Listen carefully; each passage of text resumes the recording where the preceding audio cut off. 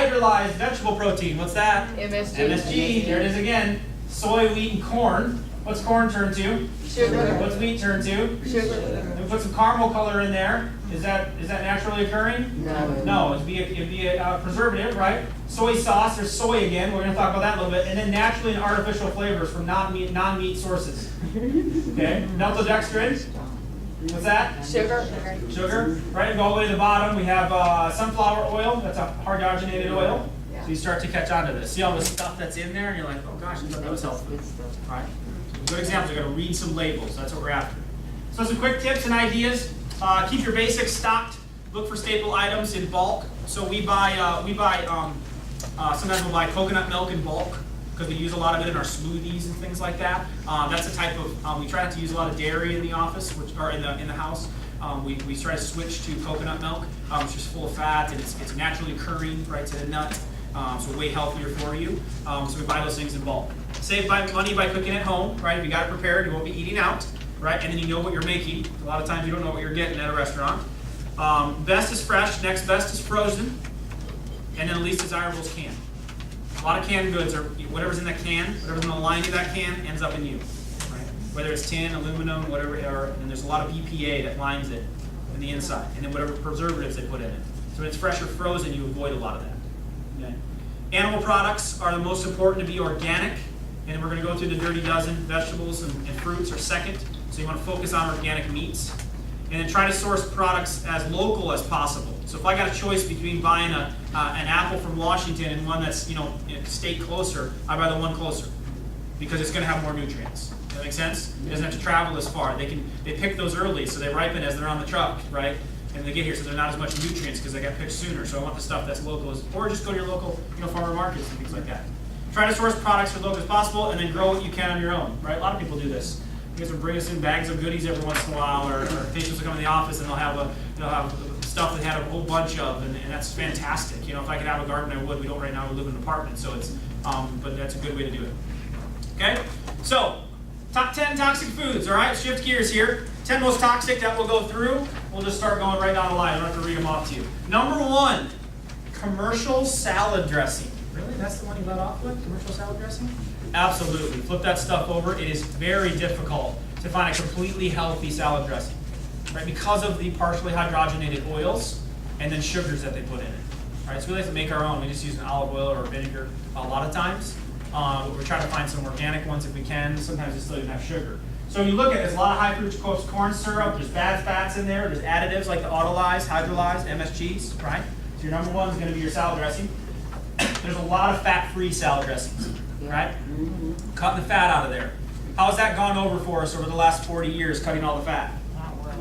What have we gotten? Fat. Right? You got to have fat, right? It's like a super nutrient. It really is. It's full of good stuff when you get a good, clean source. Now, that doesn't mean go eating a bunch of fried chicken. That's not what Dr. Living is saying right now, okay? And I just said, so eat some fat, I'm eating fat. Right? No, that's not what it's about. It's good, healthy sources. How do you know? Man-made or on a tree, right?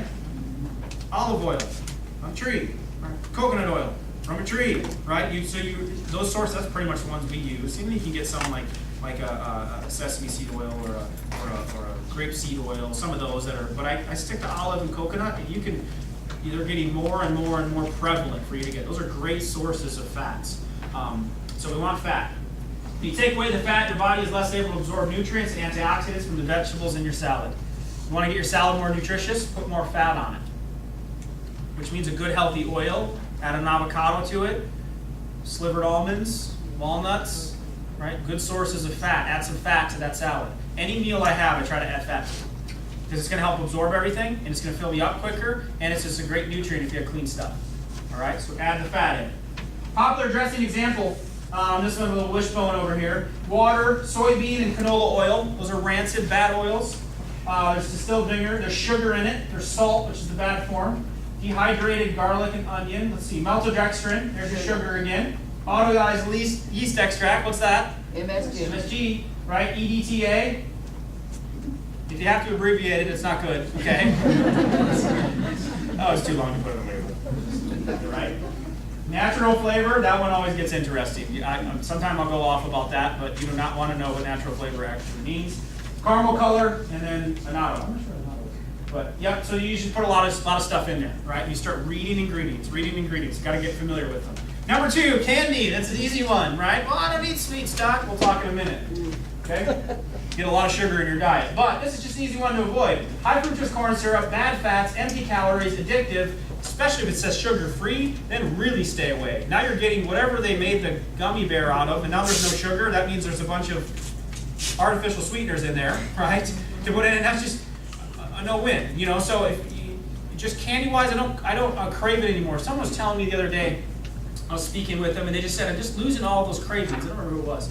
But they just said, I'm losing all those cravings. I don't have them anymore. I don't miss that kind of food. I'm getting used to eating. I remember it was Mary's not here, man. But you know, just you're getting used to eating the proper foods that you don't crave those things, right? Anymore. So if you're going to have something good, like get a little more wise than having to settle with the Snickers bar. Snickers bar, one of them is 30 grams of sugar. That's 7 teaspoons. So save yourself the hassle. Just go open up the sugar jar. Grab a teaspoon and just have at it 7 times. Okay? Just go for it. Right? Or just, instead of the Hershey dark chocolate bar, just go right and just 5.5 times shove the sugar in your mouth. That's what you're doing when you eat one of those, right? Just a blast of sugar. Your body turns all the sugar to fat, and then no wonder that just keeps putting that on. So you don't need to cut the fat out, you need to cut the sugar out, right? So that's just an easy one to cover. Deli and packaged meat, this is big. A lot of packaged meat, liquid sandwiches, right? Having deli packaged meat, that's when you bring to work a lot. Poor quality commercial meat, there's nitrates in it, there's MSG in it, so you eat a lot of it. They add additives, colorings, preservatives to make it look good, so you'll buy it. Full of toxins, so you'll buy the meat. Done so much to alter it, right? So, I shifted that off. I know what it is. It's nitrates. When you're in the body eating nitrates on a daily basis or on a weekly basis, you have a 15% greater chance of having prostate cancer. Just from eating those nitrates. Hot dogs, sausages, hams, whatever they put the nitrates in. So at minimum, when you're buying these deli packages, you got to look for nitrate-free. Okay? Nitrate. Nitrite. I-T-E-S. N-I-T-R-I-T-E-S. A lot of them now will say it on there. Nitrite-free. They're not putting those chemicals in.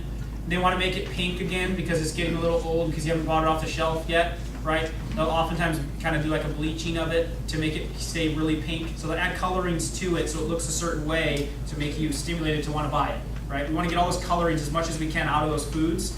Packaged meats are full of them. So if you're going to buy the packaged meats, a lot of times we'll go more like the chicken or turkey route if we're buying like a sausage or some kind of meat that way, just because it's just it's such a smaller animal. They're usually cleaner in that way. They can control it a lot easier than sometimes the beef and especially the pork, because whatever a pig eats ends up in you. What does a pig eat? Who knows? Everything. Number 4, white bread. All right. Start out with highly sprayed grain. They strip it of vitamins, minerals, and fiber. They bleach it. It's highly processed. It immediately turns to sugar in your mouth, causes tremendous spike in blood sugar and insulin, and usually combined with bad fats and sugars. It's a disaster. But it tastes good, so you eat a lot of it. Right? They strip it of all its nutrients. All that's left is something that causes diabetes. Right? And it's been a staple, right? Greatest thing since sliced bread. And so it's been our staple. So white bread. Popular white bread has oh gosh, you can just see it. How long that label is, right? It should be maybe a little bit of oil and some flour, right? Some yeast. That's, there should be a whole lot more in there. But you can see these big long livers, bad oils. They're putting some of the nutrients, trying to put them back in. They're trying to fortify it. Well, why don't we just get it in the first place with a good, wholesome food? So what you're looking for as far as breads, I always look for whole grain wheat. It has to say all 3 of those words.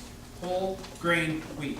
Can't be a variation of them. Can't be whole wheat, right? Can't be wheat grain, whatever it is. It's got to be whole grain wheat. It's got to be whole if you're going to eat that. Okay? And then stone ground wheat is the other one I look for. Stone ground. So that's going to be more like, have you ever seen the breads with there's kind of like some seeds in it, or it's kind of seeds on the outside and the crust? It's going to be more whole stone ground. Those are just larger chunks, and they just grind it down and then make it. And you really got to watch for those hydrogenated oils. It is tough to find a bread that doesn't have a bad oil in it, okay? Because the way they make it, the vegetable oils and things like that, that's rancid going into the body. We like an Ezekiel bread. It's a good source. I asked Jessica, she likes bread in the back. She'll answer her mouth. No. We'll have toasters every once in a while. It's usually an Ezekiel.